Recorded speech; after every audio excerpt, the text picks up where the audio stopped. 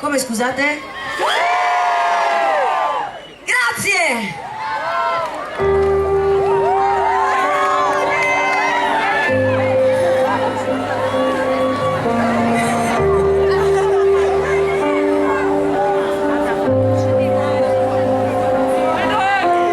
Avere l'impressione di restare sempre al punto di partenza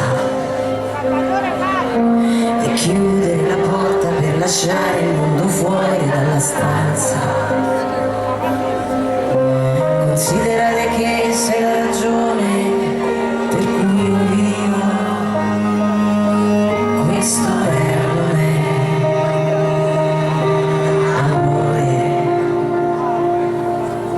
Cercare un equilibrio che svanisce ogni volta che parliamo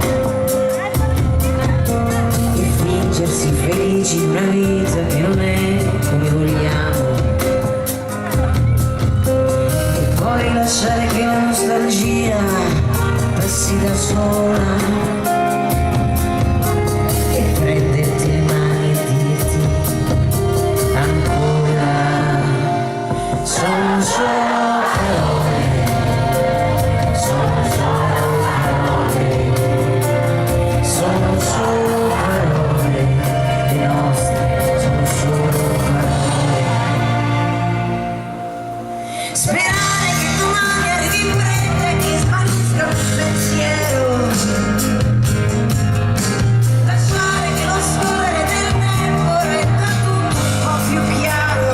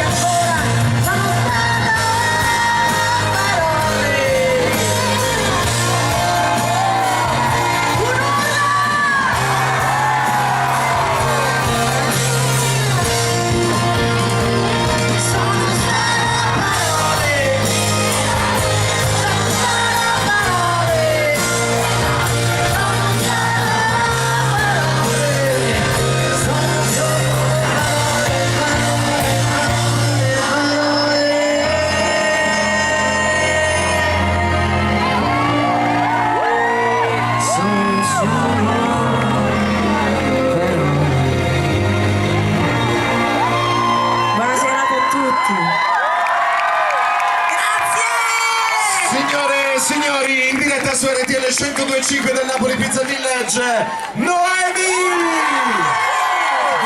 Bella! Fatti baciare.